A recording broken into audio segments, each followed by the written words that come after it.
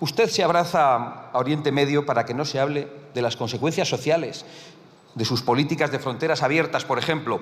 Una política que sufren hoy en sus carnes los pacientes que esperan angustiados durante meses y meses una prueba médica, las personas que necesitan una intervención quirúrgica que muchas veces llega demasiado tarde, o las abuelas que aguardan durante años las ayudas de la dependencia y que mueren a veces antes de que les sean concedidas. Las bombas y los misiles que se lanzan muy lejos de aquí evitan que rinda cuentas por las bombas que lanza aquí contra la mayoría social en forma de regularizaciones masivas y de sanidad universal. Sanidad universal, señorías, que suena muy solidaria y muy buenista y muy bonita, pero que es sanidad para todos, menos para los españoles, que son quienes la han levantado con su esfuerzo, quienes la pagan con sus impuestos y quienes, en lugar de ser atendidos y tratados de forma preferente, se ven condenados a un laberinto de congestión, de burocracia y de muerte. Sí, señorías, de muerte, porque su sanidad para todos también mata. Mata y matará españoles. Usted necesita, señor Sánchez, que el debate no esté aquí, necesita que el debate esté en Irán, en Ucrania, en Palestina o en Groenlandia, para que nadie someta a escrutinio el destrozo que perpetran con nuestras infraestructuras, para que no se hable, por ejemplo, de cómo hasta ayer nuestros trenes eran cuidados con el presupuesto público y eran envidia de toda Europa, y hoy con ese mismo presupuesto se enriquece a amigos, a prostitutas y a militantes socialistas en el enésimo saqueo de lo común y del erario que lleva adelante la mafia del Peugeot. Para que no se hable del latrocinio con resultado de muerte, porque su corrupción también mata. Lo saben, lamentablemente, los familiares de las víctimas de Adamuz, que también saben, como sabemos todos, que este Gobierno tiene mucha más prisa en ocultar las pruebas de ese crimen que en restablecer la seguridad en las vías férreas y en las carreteras. Pero también lo saben, por desgracia, los cientos de valencianos que hace un año perdieron a un hermano, a una esposa, a un hijo o a un padre, y las decenas de miles que lo perdieron todo y se quedaron sin casa y sin negocio. Es decir, por sus políticas, infinitas vidas extinguidas o arruinadas por los caprichos de una secta que está dispuesta a que nuestros compatriotas incluso perezcan con tal de que sus fetiches ideológicos, esos que les sirven para sus corrupciones, se mantengan siempre a salvo. ¿Y cuáles son esos fetiches, señorías? No haría falta decirlos: decrecer, renaturalizar, derribar presas, acabar con los embalses, volar térmicas y cosas que hacen falta a nuestra economía y nuestro pueblo. Todo a través de un sinfín de pamplinas que antaño parecerían bromas de una tira cómica, pero que hoy son las políticas que guían la actuación del Estado. E igual que su corrupción, su ideología también mata, sacrificando a los españoles en el altar de su fanatismo climático. Y sacrifica también con ello la viabilidad de nuestra economía, de nuestra agricultura y de nuestra industria. Y solo trae pobreza, miseria y escasez, porque son ustedes los enemigos del desarrollo y de la abundancia, son ustedes la izquierda de las cavernas. Les reconozco, de todas formas, que en eso de la adoración del fanatismo climático no ha estado usted solo, porque parece mentira, pero al señor Feijóo, a través del Partido Popular Europeo, le costó poco acabar votando a una comisión en la que también se incluía a Teresa Rivera, sacerdotisa de lo verde, es decir, sacerdotisa de Forestalia y de los barrancos de la Dana. Parece mentira o no, porque el señor Feijóo y el Partido Popular participan en esto de los mismos mitos, de las mismas cantinelas y de la misma destrucción de nuestra riqueza, como hace, por ejemplo, Moreno Bonilla en Andalucía, arrancando cientos de miles de olivos. Participan, en definitiva, del mismo Evangelio 2030, como diría su compañero Margallo. ¿Cómo se entiende, si no, que hayan hecho inviable Almaraz o lo que hicieron con Garoña? ¿Cómo se entiende lo que han hecho con infinidad de centrales térmicas? ¿Cómo se entiende la negativa permanente a un plan hidrológico nacional? ¿Qué futuro tienen para los españoles? ¿Cómo se atreven, en definitiva, unos y otros a hablar de guerras lejanas donde no pintan nada y donde nadie nos espera, cuando han destruido de la mano la prosperidad de nuestra nación?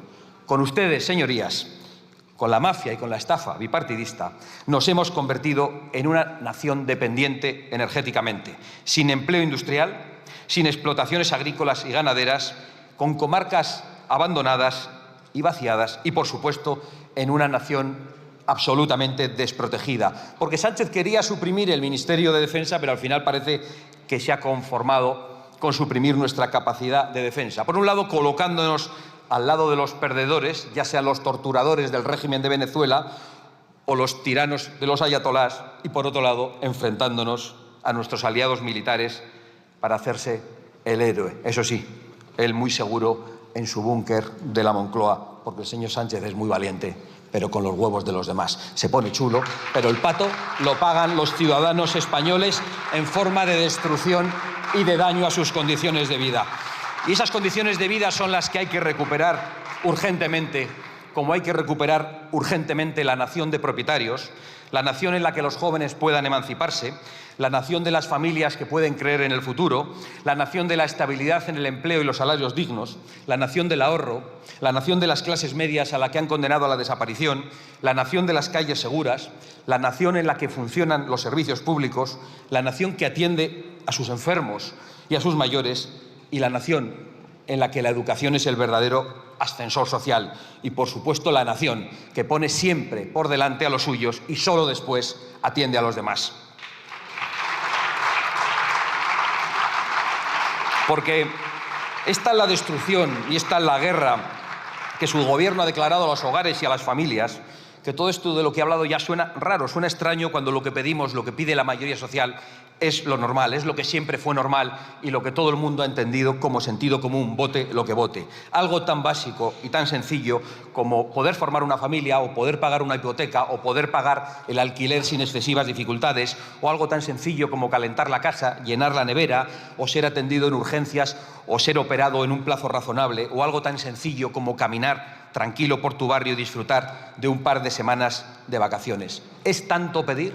¿Es un lujo tan caro, señor Sánchez? No lo era, desde luego, hasta hace muy poco, pero lo cierto es que cada vez son más los españoles que tienen dificultades para acceder a los estándares de vida que considerábamos como normales. Y cada vez son más los españoles que saben que ustedes les han robado lo fundamental de sus vidas, que les han robado la libertad, que les han robado la estabilidad, la seguridad, la prosperidad y la posibilidad de mirar al futuro con un mínimo de esperanza.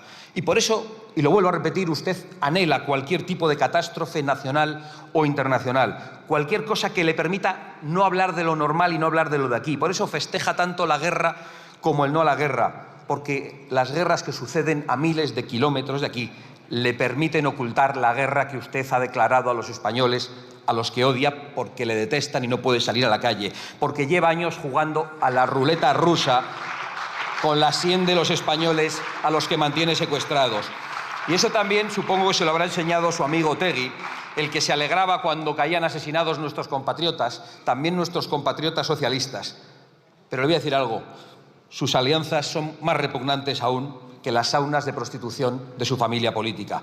Y le digo más, quien es capaz de ir de la mano con esa gente es lógico que disfrute con una nueva guerra que le sirva como excusa. Y por eso sale aquí, sin ningún tipo de vergüenza, disfrazado de pacifista, a decir que todo lo que ocurre en España es achacable a la escena internacional. ¿Acaso no hay casas para los jóvenes y para las familias por la guerra de Irán? ¿Acaso no han entregado una maldita vivienda protegida por la guerra de Irán? ¿Acaso los médicos españoles cobran una miseria por la guerra de Irán? ¿Acaso los sanitarios se van de nuestro país por la guerra de Irán? ¿Acaso se han multiplicado las violaciones en las calles por la guerra de Irán? ¿Acaso los barrios de media España son inseguros por la guerra de Irán? ¿Acaso descarrilan los trenes por la guerra de Irán? ¿Acaso han metido en España 3 millones de inmigrantes en 5 años por la guerra de Irán? ¿Acaso han tenido que aprobar, junto con el Partido Popular en Europa, un tratado criminal para el campo y para la industria como Mercosur por culpa de la guerra de Irán? ¿De verdad? Suba aquí y diga que todo esto es por Irán y no por su incompetencia, por su maldad y por su corrupción. Suba y dígalo si se atreve.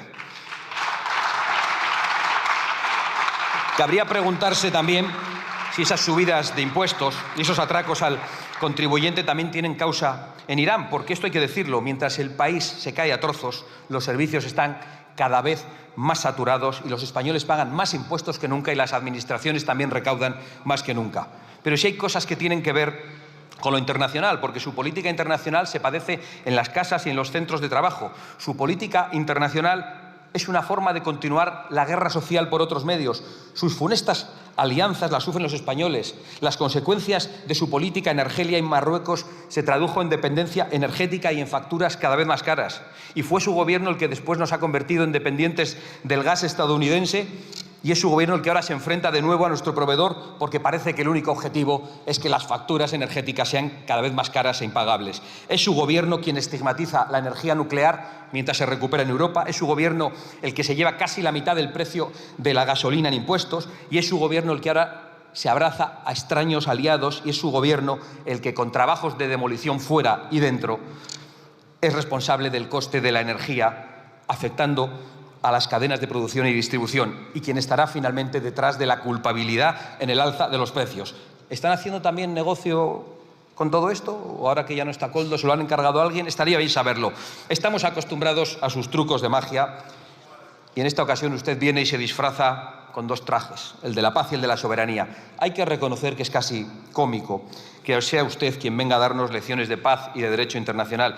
¿Cómo se atreve a hablar simplemente de derecho si no respeta ni el Estado de Derecho en España? Si desde que llegó lo que ha hecho es asaltar la Constitución con los estados de alarma y con la amnistía, y gobernar al servicio de asesinos por sus pactos con Bildu y de violadores a los que ha excarcelado.